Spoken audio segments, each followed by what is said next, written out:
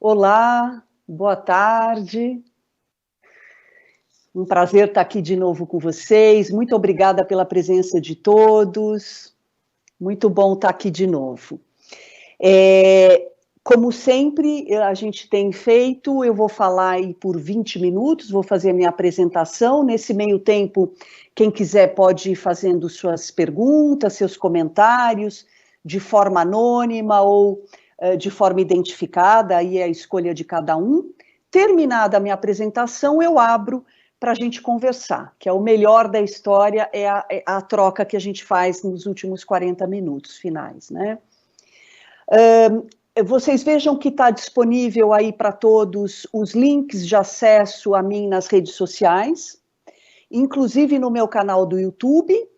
O tema de hoje tem um vídeo só para ele, a Síndrome do Impostor, lá no meu canal no YouTube. Então vocês vão poder complementar, incrementar aí, quem perdeu uma parte, pode ir lá incrementar a apresentação com o vídeo. Lá no meu canal tem 41 títulos, todos tratando de diversas questões humanas, né, e sofrimentos humanos.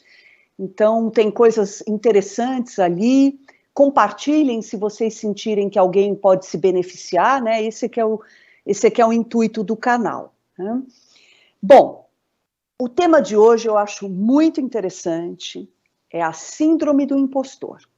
E eu vou começar com um depoimento pessoal.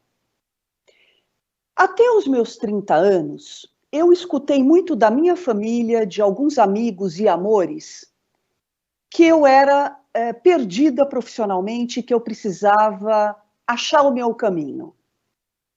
Como se caminho fosse algo que a gente achasse, né? Opa, achou, né? E batesse pique, como um ponto fixo, né? Então eu chego lá, bato o pique, achei o meu caminho. Quando, na verdade, a própria palavra diz, né, caminho, que o caminho se faz caminhando. Caminho é algo que a gente vai construindo, constituindo ao longo de toda uma vida, né? Então, mas de qualquer maneira eu escutei muito isso ao longo dos até os meus 30 anos, né?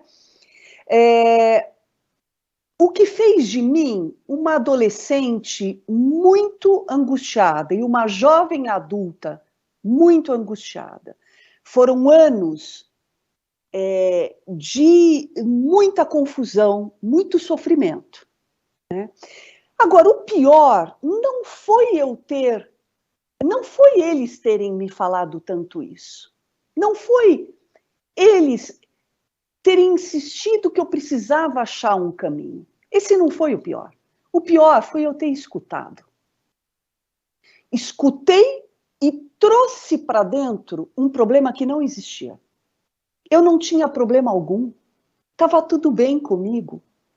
Eu estava trajetando, né? Eu estava percorrendo o meu caminho. Inclusive, eu já sabia o que eu queria ser desde pequena. Eu já sabia. Mas eu ia experimentando. Hoje, olhando para trás, tudo faz muito sentido. Mas na época, eu aumentei muito o volume dessas vozes externas, dessas vozes do mundo, e diminuí a minha própria voz interna. O que me gerou muita confusão e adoecimento. Eu fui uma jovem adolescente, uma jovem adulta, que fui adoecendo, né? Porque sim, saúde está ligado a isso. Saúde implica necessariamente eu viver uma vida com um sentido próprio, singular. Saúde é isso. A gente tem saúde quando a gente, claro que tem outras variáveis, mas ajuda muito, muito, muito, quando eu construo uma vida baseada num sentido singular, em algo próprio. Quando eu solto a mão de mim para pegar no sentido alheio de existência, no sentido dos outros, de vida dos outros, é uma equação matemática. Eu vou começar a sintomatizar. É um sintoma atrás do outro, é um adoecimento atrás do outro, né? Então, eu sugiro, recomendo fortemente um vídeo muito central no meu canal, no YouTube, que se chama Capim ao Vento, que, na verdade, para mim, é uma imagem que eu criei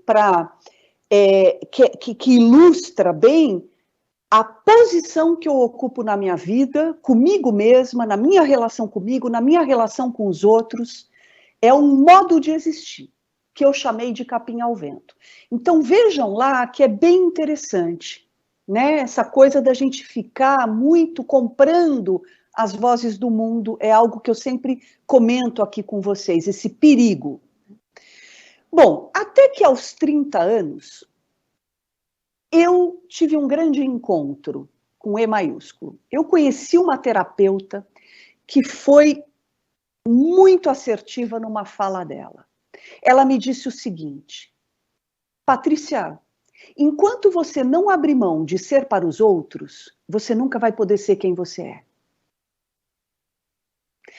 Essa fala dela mudou a minha vida.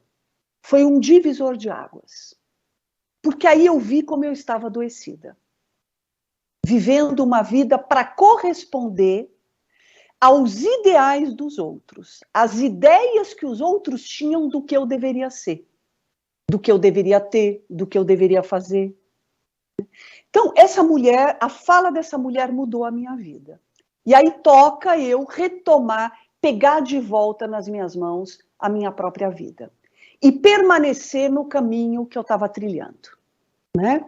Que me trouxe até aqui e que eu continuo trilhando, porque, de novo, o caminho é algo que a gente faz ao longo de uma vida toda. Mas, gente, é isso que eu queria... eu trouxe esse depoimento pessoal para colocar uma ênfase aí, que enquanto a gente tem uma vida em função de corresponder às expectativas dos outros, aquilo que os outros colocam como ideia, como ideal para a gente não consegue ser quem a gente é.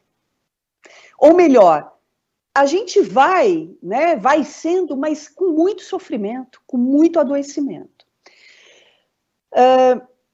E é disso que se trata a síndrome do impostor. Por que eu fiz essa introdução pessoal, né? Porque é disso que se trata essa síndrome, esse sofrimento. Ele não é contemporâneo, o nome sim é atual, é de umas décadas para cá, mas é algo que a humanidade sofre já há bastante tempo, né? O que é a síndrome do impostor? Quem sofre da síndrome do impostor sofre de idealização. São pessoas, isso a gente pode ser afetado pela síndrome do impostor em várias fases da vida, ou tem gente que vive atravessado pela síndrome do impostor durante toda a vida.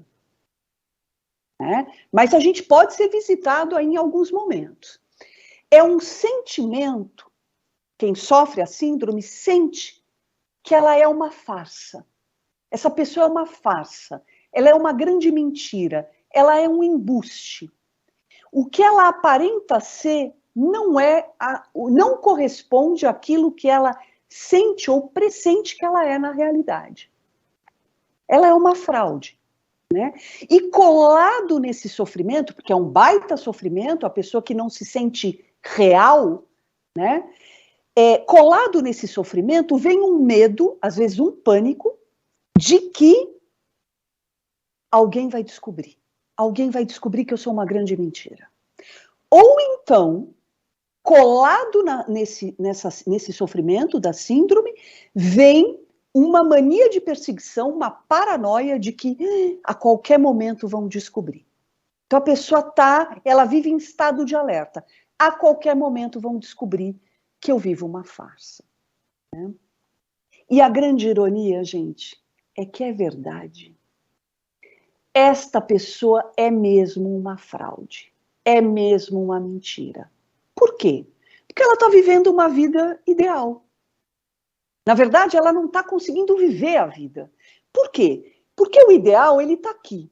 Ele está aqui, muito aqui em cima, de uma vida plena. O ideal tudo é pleno, tudo é completo, não falta nada, tudo é perfeito, tudo é maravilhoso, tudo é lindo, tudo acontece sob o controle. Essa palavra é importante em idealização, controle. Então tudo está às mil maravilhas, não falta nada. Só que muito distante disso tem a realidade. A realidade tem também coisas maravilhosas, sentimentos de plenitude, de que, puxa, não precisa mudar nada, minha vida é maravilhosa, está tudo perfeito, não falta nada. Mas isso dura pouco, são episódios. A vida real, ela tem limites. Ela tem limites. Não dá para ser tudo, ter tudo, fazer tudo, agradar todo mundo, ser completo o tempo todo, para si, para todo mundo, nem os outros para a gente. Isso é ideal. A vida real, ela tem limites. A pessoa que sofre da síndrome do impostor, portanto, sofre de idealização, ela vive fora da vida, porque ela vive fora da realidade. Não tem limite. Né? Então, por isso que ela não se sente real. Né? Ela está no ideal, ela não está no real. Então, é duro isso, porque como a pessoa ela se descola da vida real, a vida real não flui. São pessoas que ficam inviabilizadas. A vida não flui. O que flui são as doenças, o sofrimento e os adoecimentos. Isso flui assim, as mil maravilhas. Agora, a vida mesmo fica emperrada. Nada flui. Grana não flui, amor não flui, oportunidades, tudo muito difícil. Né? Bom, quem acha que nunca foi afetado pela síndrome do impostor, eu convido a refletir um pouco. Porque, via de regra, diariamente, a gente começa a usar um monte de máscaras, sem perceber. Então, a gente usa uma máscara, a gente se frauda, né, para falar com o chefe. A gente se frauda para falar com um amor, com uma esposa, com um esposo, com um filho, com um tio, com um pai, com mãe, com um padre, né, com um pastor. A gente se falsifica usando uma máscara para fazer um jogo social. Até aí, gente, tudo bem. Às vezes a máscara, ela protege mesmo. Não é o tempo todo que a gente consegue ser autêntico, né? Ser quem a gente é na realidade. Existe um jogo social, às vezes custa muito caro, então é menos sofrido usar a máscara. O problema é esquecer de tirar. O problema é que a gente vai usando uma atrás da outra e elas vão grudando e se acumulando, e chega uma hora que elas vão distanciando nós de nós mesmos. No final, a gente vira uma grande coleção de máscaras. Né? Então, quem num único dia não usa um monte? Por exemplo, um dado muito curioso, o Natal, nas clínicas dos terapeutas, é uma época muito pesada. A mais pesada do ano é Natal. Por quê? Os pacientes piram, as pessoas piram, começam a sofrer já. Então, agora eu já vou começar a entrar nisso, na minha clínica. Outubro, novembro, já começa um sofrimento absurdo de, poxa, mas aí, o Natal, porque aí o Natal vai ser lá com aquela cunhada que eu não aguento, aquele cunhado que não sei o quê, a minha mãe, o meu pai, que não sei o quê, a minha madrasta, o tio que não sei das quantas. A pessoa começa a sofrer porque ela não quer se fraudar. Ou porque ela se dá conta do quanto ela está fraudada. E aí a síndrome do impostor se revela com mais potência nessa época do Natal. Esse é um dado muito curioso.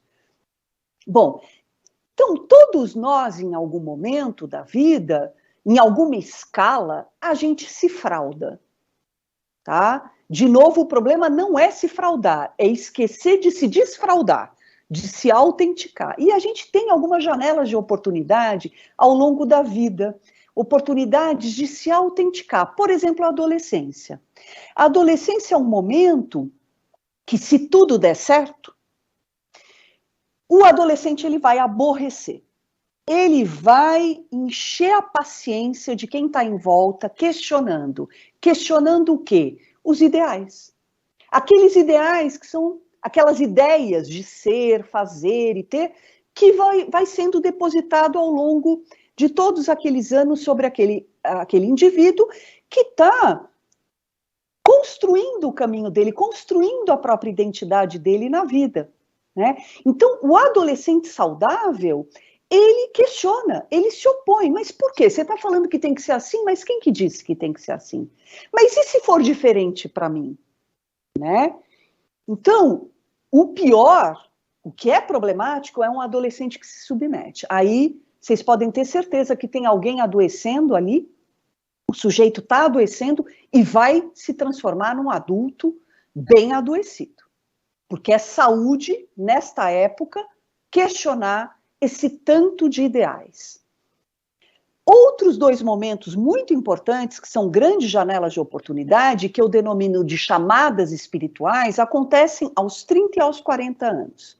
Normalmente, essa fase, homens e mulheres vivem uma certa crise. A famosa crise dos 30 e a crise dos 40. E quando eu digo chamada espiritual, não tem nada a ver com religião. Espiritualidade, para mim, é abertura para si, é se conhecer, se perceber, se conectar consigo próprio, para poder se abrir, conhecer e se conectar com o mundo externo. Espiritualidade é essa abertura para dentro e abertura para fora. Né? Então, aos 30 e aos 40, algo dentro da gente nos convoca para uma reflexão muito importante. Minha vida é de quem? Tudo que eu tenho vivido até agora é em função do quê, de quê, em nome de quem, do quê? Como é que eu quero viver minha vida a partir de agora? Né? Então, são momentos de crise, que muitas vezes a gente vê que a nossa vida toda foi fraudada. Né? Então, algumas perguntas importantes, reflexões importantes para a gente se fazer para tratar da síndrome do impostor. Uma pergunta muito importante é essa que eu acabei de fazer aqui. Afinal, a minha vida é de quem? Eu tenho vivido uma vida em nome de quem? Para quem? Em função de quem ou do quê? Essa é uma pergunta fundamental. Uma outra pergunta, que foi a que a minha terapeuta, naquela época, aos 30 anos, fez para mim, e que eu devolvo aqui para vocês, né? O quanto eu estou disposto a abrir mão dos meus próprios ideais sobre mim e dos ideais dos outros sobre mim, para eu poder ser quem eu sou? Qual é a minha disposição para isso? O quanto eu estou disposto a decepcionar a mim mesmo por não corresponder a esses ideais? E o quanto eu estou disposto a decepcionar os outros, a faltar para os outros, a desagradar os outros, para poder me agradar? O quanto eu estou disposta a isso? Né?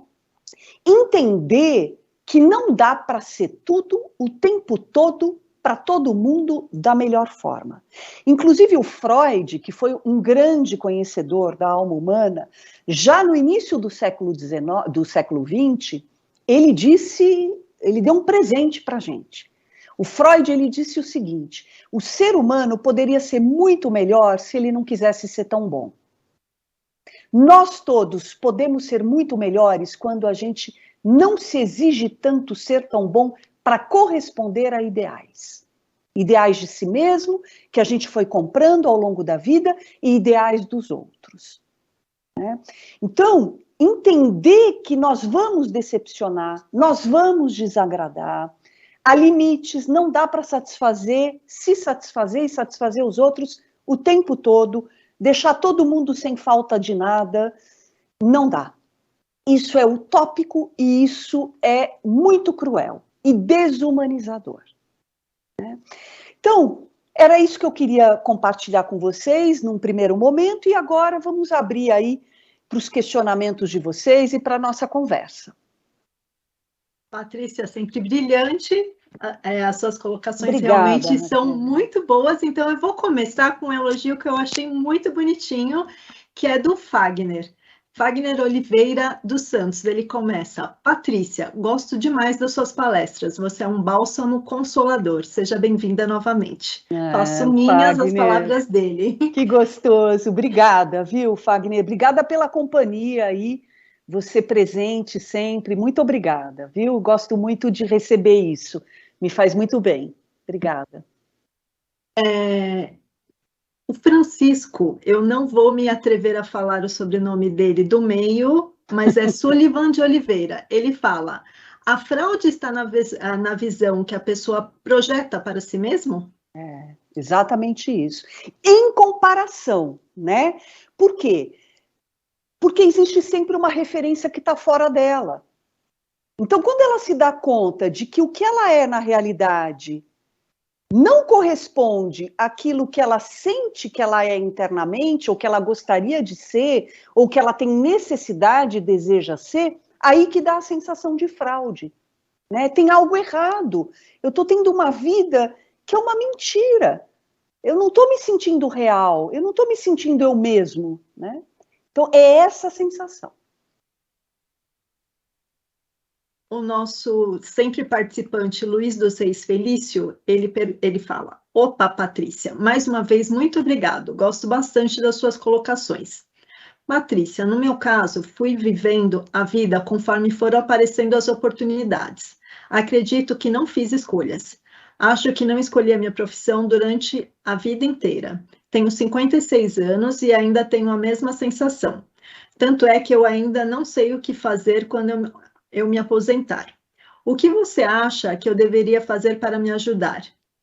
E o mais incrível é que me considero uma pessoa muito feliz. Pô, que sorte, hein, Luiz? Ô, Luiz, para que mexer, então? Se você se sente tão feliz, para que mexer? Será mesmo? Né? Porque você está, na primeira parte da sua fala, me pareceu, se eu não me enganei, que tem um incômodo. Eu nunca soube e, puxa, como é que vai ser minha aposentadoria? Então, tem uma apreensão, né? Mas interessante, talvez felicidade, me sinto feliz, não sei, talvez você tenha momentos de felicidade, mas você traz um incômodo, certo, Luiz? Então, imagina você ter uma vida aos 56 anos que você sente que você não fez escolhas, né? É muito duro isso que você está falando. Eu achei a tua fala muito dura e me surpreendi com o final. Realmente me deu uma cambalhota aqui, né? Mas, enfim, uma coisa que ajuda, ela não resolve, mas ela ajuda, é você ficar se perguntando, mesmo que não venha nenhuma resposta. O mais importante, muitas vezes, é se fazer a pergunta. A resposta é bater pique em alguma coisa. O mais importante é você elaborar isso, né? Que é a seguinte pergunta: quais são os meus desejos? O que eu queria ser quando eu era pequeno? O que eu gosto de fazer? O que me dá prazer fazer? O que me dá desprazer fazer? E isso que me dá prazer de fazer, é um prazer meu ou é um prazer da minha esposa ou do meu esposo, não sei, da minha família? Isso que eu vivo é uma vida que foi construída a partir do desejo de quem? Né? Então, vá se fazendo essas perguntas. Vá se fazendo.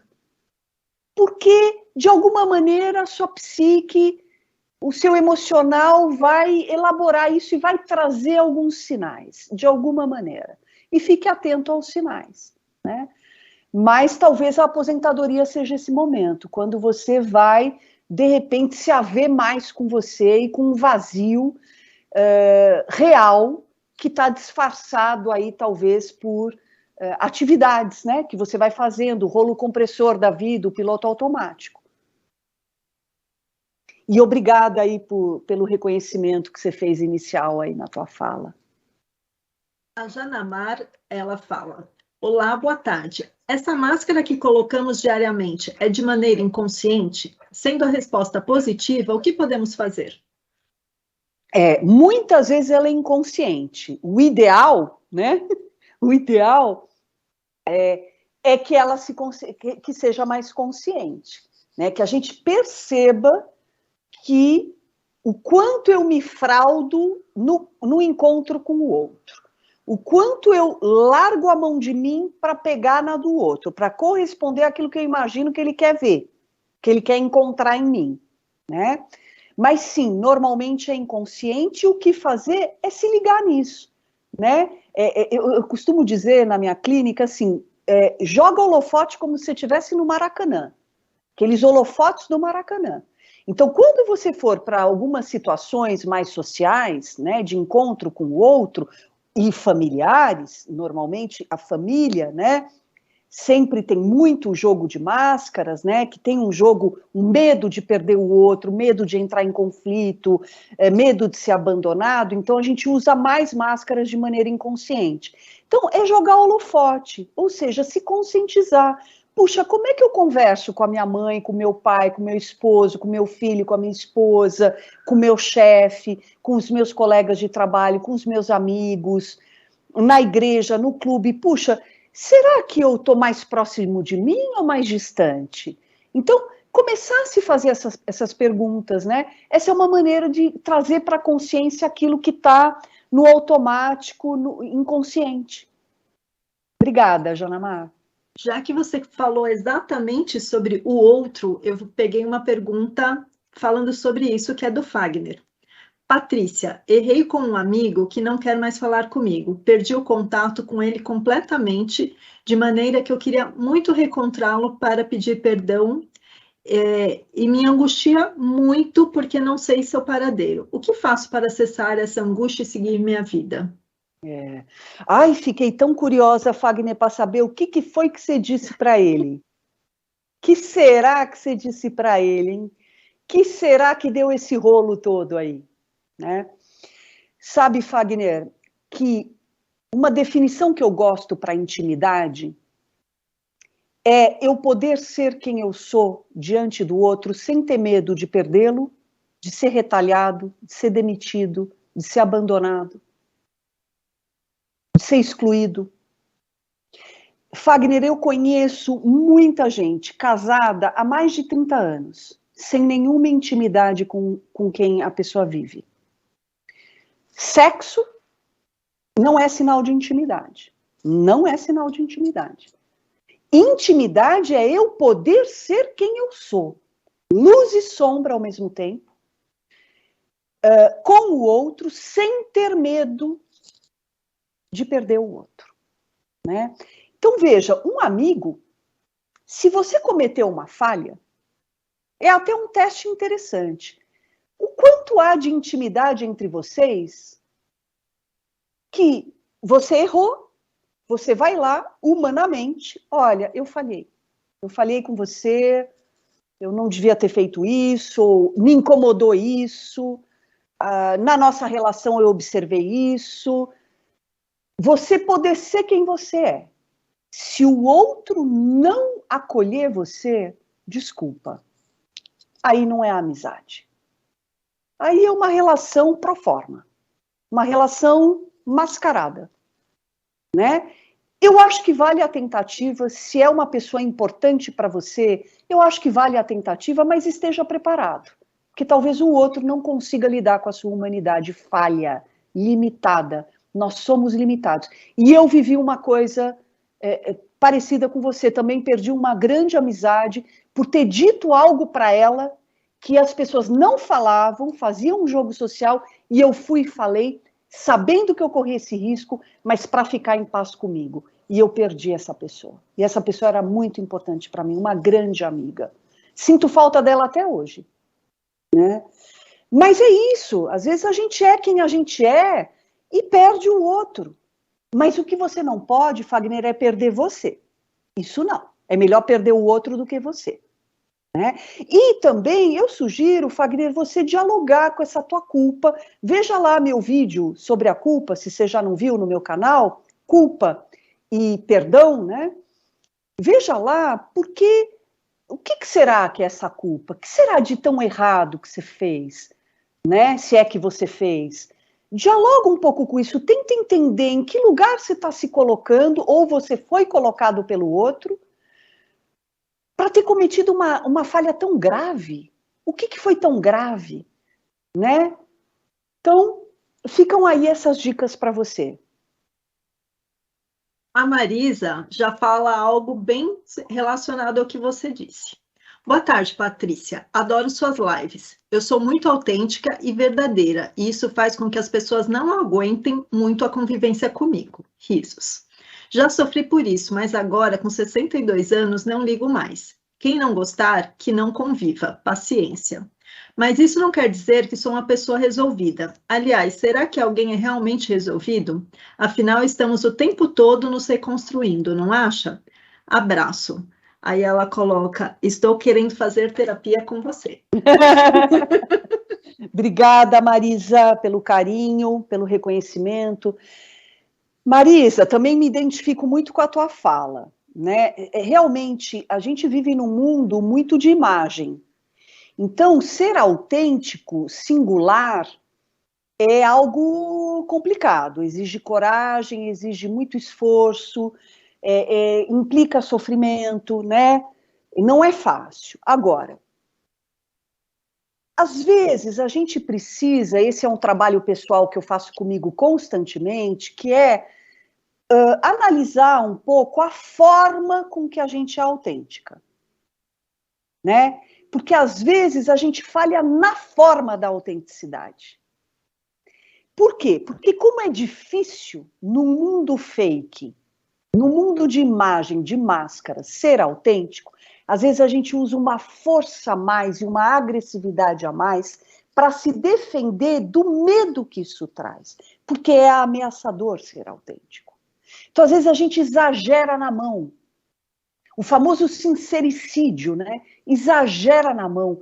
É uma questão de forma, não de conteúdo. Às vezes é muito legal o que você tem para dizer, mas de que forma você diz isso?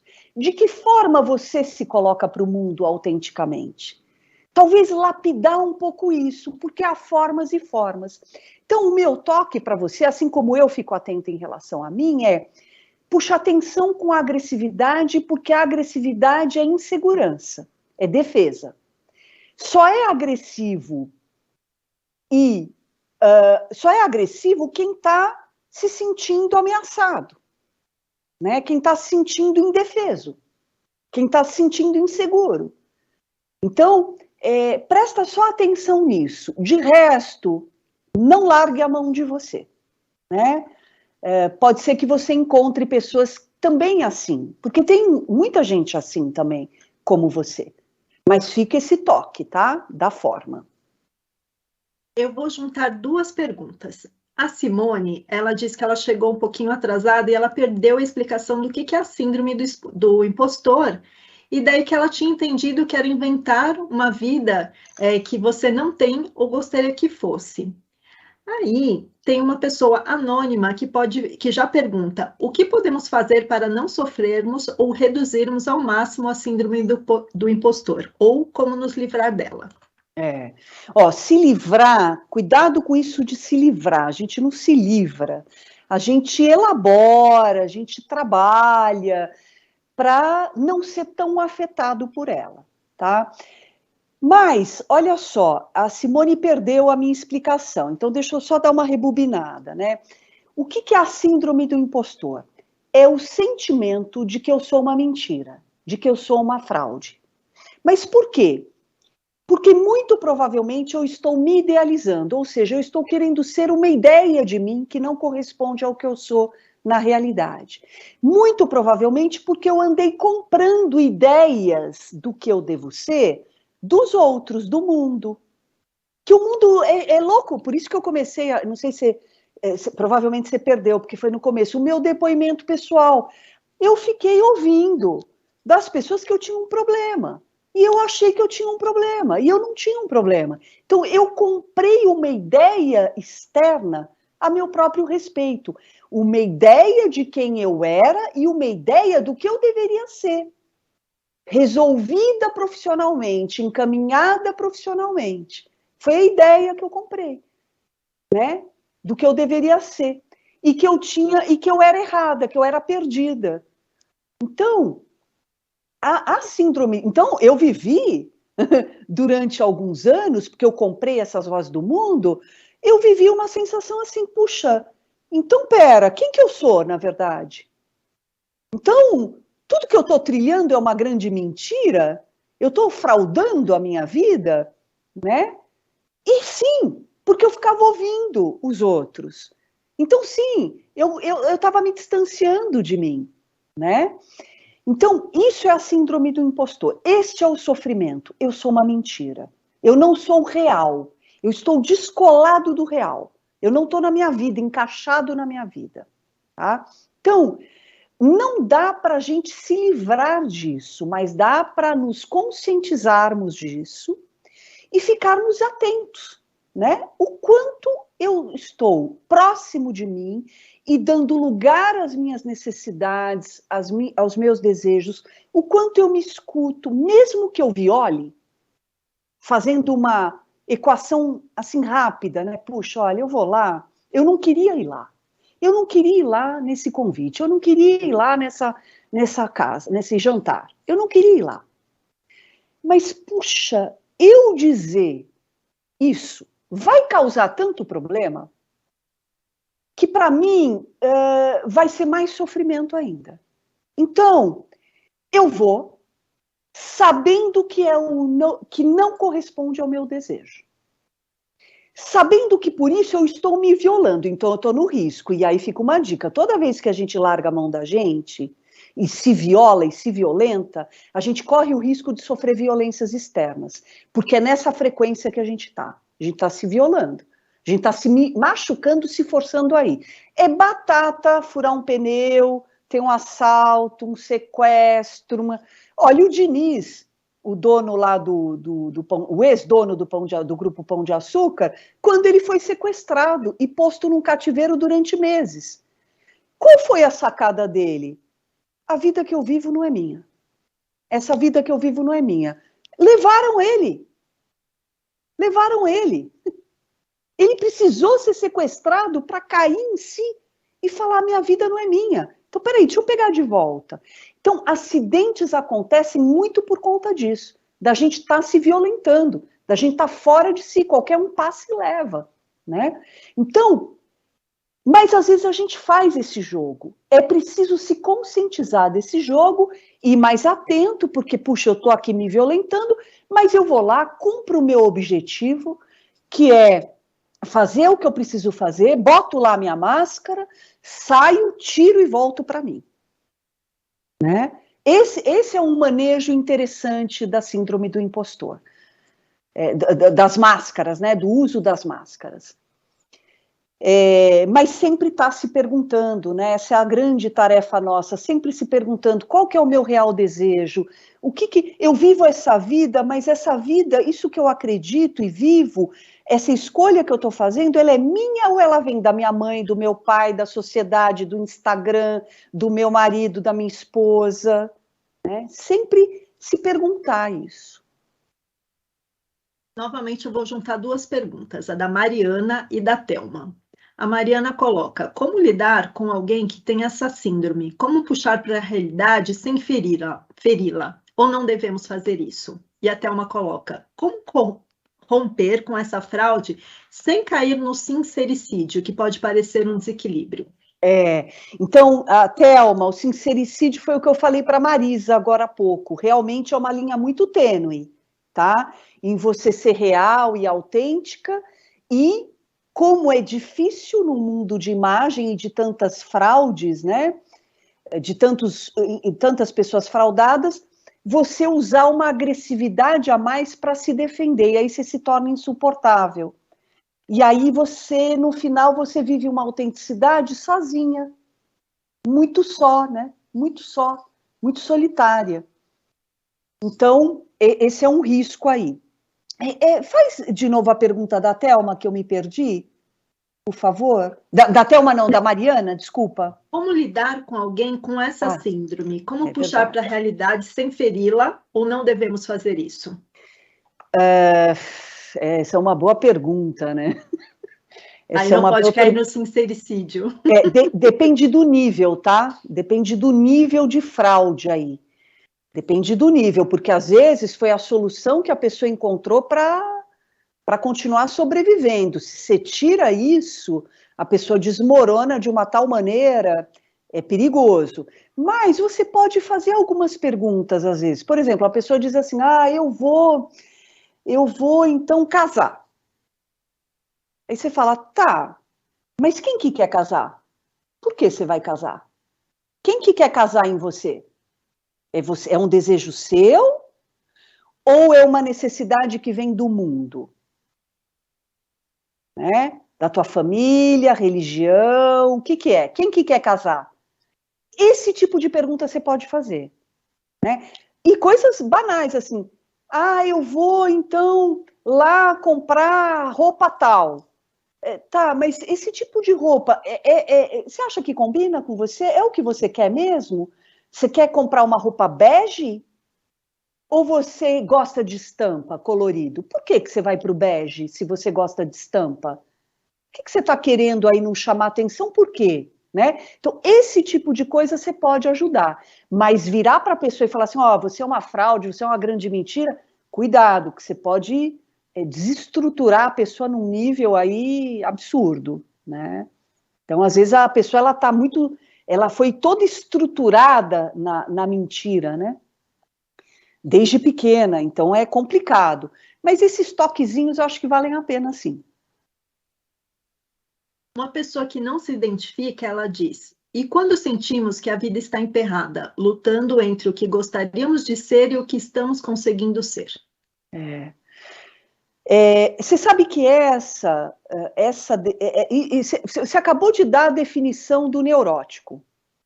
Né? Somos todos, tá? Só que em níveis os mais variados. Mas assim, o que é o neurótico? O neurótico é aquele que fica brigando, vive uma tensão interna constante entre o que ele deseja ser e o que ele tem e deve ser. Mas eu queria tanto chupar esse sorvete agora. Mas eu não posso, porque, eu tenho que ter o corpo tal, porque aí significa não sei quantas calorias, aí eu vou deformar meu corpo, e aí, eu vou naquela festa, e aí vão ver. Esse é o neurótico. Eu queria tanto não ter filho, mas, ficam falando que se eu não tiver filho, eu não vou experimentar aquele amor, eu vou ser incompleta, e não sei o quê. Aí você vai e vai ter um filho, né? Sendo que você não está escutando, não está dando o direito de fazer valer o teu próprio desejo. Então, é uma luta sempre entre o que eu quero, o que eu desejo e o que eu tenho o quê. Né? Eu acho que eu me perdi um pouco, desculpa, o anônimo, eu acho que eu me perdi um pouco com a pergunta. Repete para mim, desculpe. E quando sentimos que a vida está emperrada, lutando entre o que gostaríamos de ser e o que estamos conseguindo. Desculpe, eu abri uma janela e me perdi na janela. Mas então, essa é a grande questão do neurótico. A vida fica emperrada, fica tudo muito difícil. Porque a gente fica nesse jogo entre si mesmo e o mundo, e o que o mundo espera. Né? Então, resolver essa equação é uma grande tarefa de vida inteira. Que foi o que eu contei com o meu exemplo. Então, a gente sempre tem que ponderar. Claro que em alguns momentos não vai dar para realizar o desejo, mas você pode fazer outras coisas, existem outros caminhos para você não ficar tão descompensado, né? Porque senão a vida vai emperrar mesmo. E eu costumo usar uma expressão que é assim: a vida no ego, ela emperra.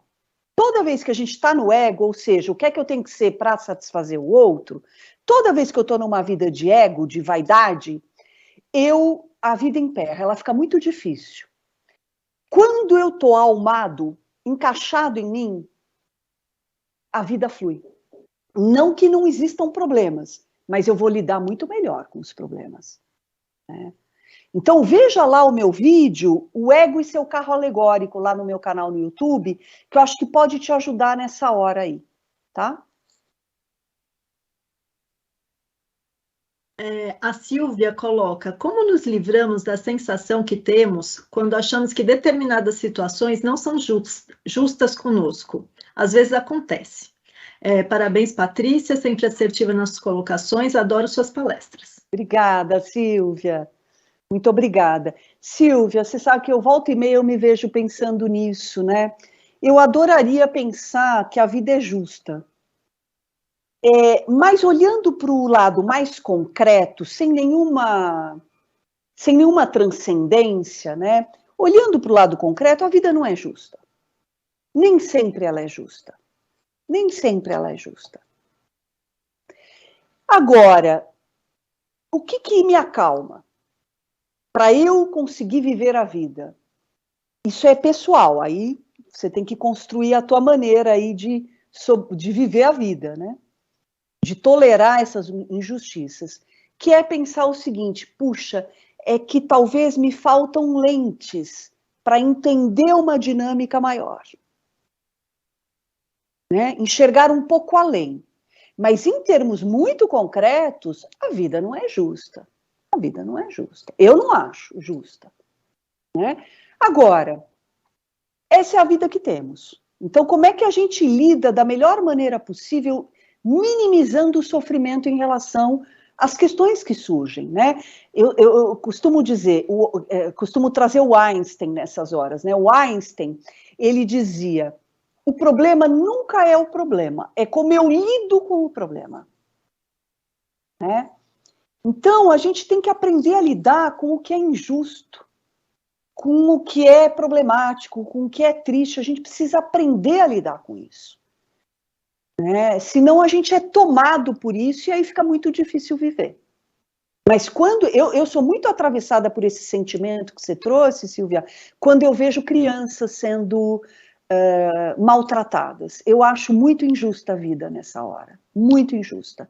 Crianças, idosos, animais, nossa, isso me atravessa de uma maneira bem ruim, bem difícil, né? Mas é a vida. Uma outra pessoa que não se identifica diz: tenho muita dificuldade de responder à pergunta: o que eu quero da vida? Qual o meu verdadeiro desejo? Patrícia, o que você sugere para lidar com essa profunda dificuldade de fazer escolhas? E eu falei um pouco disso com o Luiz, né? Que trouxe essa questão. O tempo todo a gente faz escolhas, tá? O tempo todo a gente faz escolhas. O que é duro nas escolhas? Somos seres de escolha. Vou tomar sorvete de creme ou de chocolate? Vou atravessar a rua olhando o celular ou não? Né? Vou parar aqui um pouco para respirar e prestar atenção ou vou sair fazendo um monte de coisa? O tempo todo a gente está fazendo escolhas. O que é complicado nas escolhas é que o tempo todo a gente está respondendo por elas, com consciência ou sem consciência. O tempo todo. O tempo todo a gente está escolhendo, de forma consciente ou não interessa, e o tempo todo a gente vai responder com consciência ou não. É muito difícil fazer escolhas. É mais fácil jogar para o outro, transferir para o outro. Por exemplo, Deus sabe o que faz. Eu entrego para Deus. Né? Ou para qualquer outra entidade. Né? Ou para um ser vivo. Né? Então, o marido, a mãe, a esposa, o pai. Aí deixa aí. O que eu tenho que fazer? Fala o que eu tenho que fazer. Né? Seria uma maravilha se a gente pudesse fazer isso, mas não. Mais cedo ou mais tarde, essa sua vitimização, essa sua desresponsabilização, você vai pagar uma conta cara, que é uma vida transferida para o outro. E aí, quando você vai ver, é o que eu mais atendo, tá? É gente que viveu uma vida sempre transferindo para o outro, porque fazia tudo o que os outros diziam que tinham que fazer, e aí, quando se viu em alguma doença, algum problema mais grave na vida, para e fala, meu Deus, o que eu fiz? Cadê eu nessas escolhas? Por que eu fui fazendo isso assim? Agora eu que vou ter que responder por isso. Né? Então, o que ajuda muito é o que eu falei para o Luiz. Se pergunte, mesmo que não venha nenhuma resposta de pronto, de imediato, mas sempre é bom se perguntar, qual é o meu desejo? O que eu quero aqui nessa situação? Se eu pudesse Se eu pudesse, ó, o neurótico, ó, devo, quero, mas não devo, né? Se eu pudesse, o que eu gostaria de fazer? Isso eu sempre falo para os meus pacientes. Quando vem, eu não sei se eu faço. Se você pudesse, o que você faria? Eu faria isso aqui. Aí vem, aí começa a vir. Ou não vem nada. Porque a pessoa, ela não teve espaço, ela não teve ambiente em que ela fosse perguntada, em que ela fosse indagada no nível do desejo dela, em que fosse dado lugar para ela expressar os desejos dela. Mas ela vai ter de aprender, e é assim que a gente aprende, se perguntando. Aquilo que não foi perguntado pelo outro, a gente tem que fazer essa tarefa. Outra pessoa que não se identifica coloca: Patrícia, uma vez identificada esta síndrome, fingir que estar comprando ideias alheias é uma estratégia inteligente para seguir adiante, para não se intoxicar com a síndrome do impostor? Pode ser, contanto que realmente você esteja consciente disso, né? Que você está ali se fazendo para poder se sentir inserido, porque isso traz menos sofrimento. Mas cuidado para você, sabe, juros de cartão de crédito, né? Então, eu não tenho dinheiro para pagar agora, então eu pago depois. Oi? Depois você vai ter que vender a alma para pagar, né? Então, é só esse cuidado que você tem que ter aí de analisar bem em que nível você está se fraudando, em nome do que você está se fraudando, em que ambientes você está se fraudando e por que você está se fraudando. Porque muitas vezes a gente se frauda, na maioria das vezes, a gente se frauda para não entrar em conflito com o outro. Por quê? Porque a gente quer ter controle sobre o afeto do outro. A gente não quer desagradar o outro, a gente quer passar de bacana. A hora que eu digo não para o outro, ou digo que eu não gostei, não sei se foi o que aconteceu com o Fagner, mas a hora que a gente diz não para o outro, a gente perde o controle sobre o afeto do outro. Abre para um conflito e para o outro dizer assim, eu não gosto mais de você, você não é mais como eu queria que você fosse, porque você não está atendendo aos meus desejos e aos meus caprichos, né? E aí você perde o outro. Tem muita gente que vende a alma, né, que abre mão de si mesmo e se frauda para não viver isso. Aí eu pergunto, puxa, será que está valendo a pena isso? Será que está valendo a pena fugir tanto do conflito como o diabo foge da cruz? Será que aí você não está armando um conflito muito maior consigo mesmo? Porque no final é essa conta que não fecha. Para eu evitar o conflito com o outro, eu fico numa guerra comigo. Qual que é a graça? Não tem graça isso. Você vai adoecer em algum momento que você está se violando. Então, depende, essa tua pergunta ela é bem perigosa, né? Precisa estar atento aí a esse nível de fraudulência e para quê? Em nome do quê? Né? Muito boa pergunta, viu? Outra pessoa que não se identifica também fala: o fato de não acreditarmos em nossas conquistas e sempre desmerecer algo positivo que nos aconteça também pode se enquadrar nessa síndrome? Ai, que demais! Muito legal, é isso mesmo. Por quê? Porque você está naquele ato ali, naquele vazio entre o ideal e o real. Nunca satisfeito. Eternamente insatisfeita, eternamente crítico ou crítica. Nunca nada tá bom do que você faz e nem do outro, né? Porque o que a gente faz com a gente tende a fazer com o outro, né? Então, a tendência de quem idealiza muito é ficar com foco excessivo na falta. Então, eu tenho um copo aqui, pô, tem água aqui, mas eu fico aqui, não tem, não tem. Pô, mas tem aqui, ó. Vamos aqui? Não, a pessoa fica aqui. Nunca nada tá bom. Né? E aí, olha o que acontece, a pessoa não realiza, não se sente realizada. Ela não se sente real. Real como? Dentro das limitações da vida real, e eu, real, né? Eu tenho limites. Então, assim, sempre vai faltar. Agora, eu vou ficar focando nisso ou vou focar no que tem de legal? Aonde eu vou colocar minha atenção? Né? Então, sim, ótima pergunta. Esse é um dos sintomas da síndrome do impostor. Foco excessivo na falta, pelo nível de idealização muito alto. Bacana. Não estou te ouvindo. Nós temos várias outras colocações de várias pessoas agradecendo pela palestra, vários elogios, várias pessoas fazendo algumas perguntas um pouco mais pessoais. Eu tentei pegar as que são mais abrangentes, mas eu vou pegar uma aqui que é um depoimento, tá bom? Tá. Na verdade, assim, não tem a ver com essa palestra, mas eu acho que a pessoa quis muito te passar isso. Oi, Patrícia, tudo bem? Vinícius aqui de Itaporanga. Quando a senhora palestrou acerca da depressão e eu enviei um depoimento pessoal que eu havia engordado 50 quilos, que o concurso havia estagnado e etc., só vim lhe agradecer por ter me dado um panorama simples e funcional. Fui diagnosticado com TDAH, tipo personificação do negócio, e entendi muita coisa. Estou emagrecendo, o concurso vai bem, obrigado, e estou prestes a trocar de carro. Muito obrigado, viu? Ô, Vinícius, eu lembro de você, Vinícius. Eu também lembro. Fico tão feliz. Para mim, isso vale tudo. Para mim, isso vale tudo. Eu ter conseguido te tocar e você conseguir fazer alguma coisa em seu prol, né, para você ficar bem com você. Ah, rapaz, você me deu muita felicidade agora. Obrigada pelo depoimento, viu? E obrigada aí pelos agradecimentos, pelos elogios. Muito, muito obrigada.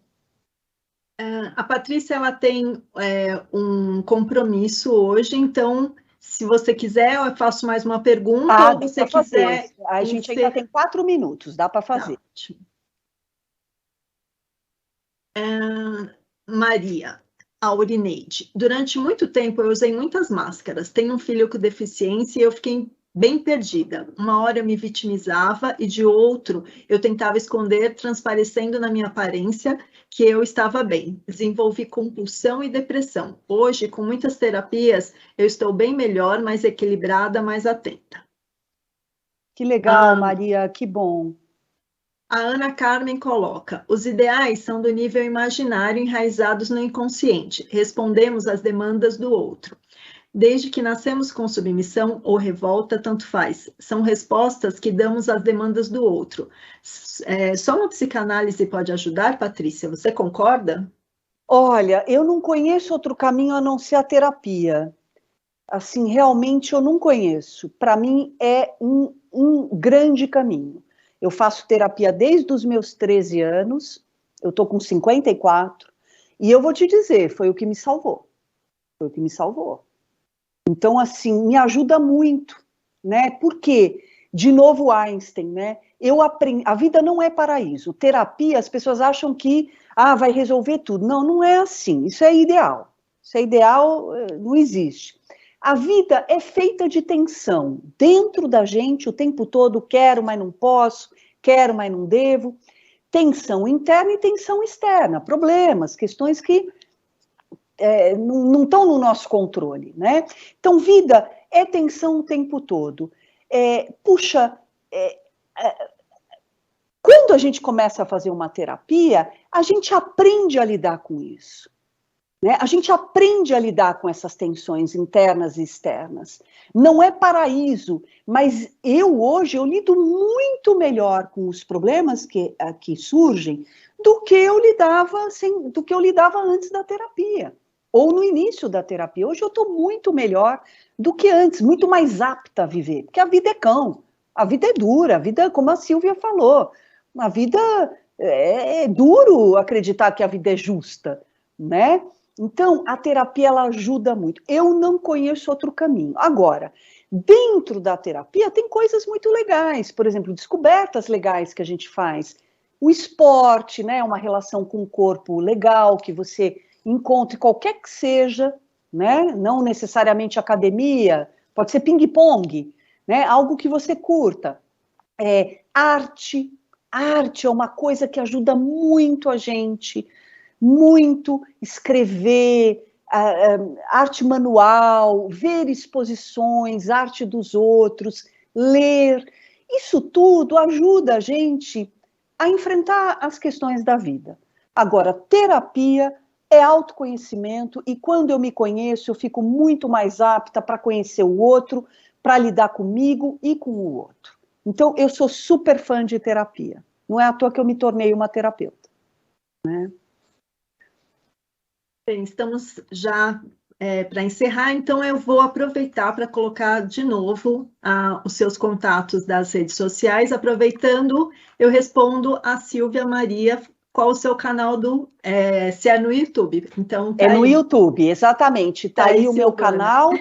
E olha, gente, muito obrigada, viu? Muito obrigada de novo pelo carinho, muito gostoso receber isso de vocês. Eu não vejo ninguém, mas eu sinto. Então, muito obrigada e a gente se vê numa próxima, tá? Fiquem bem, se cuidem.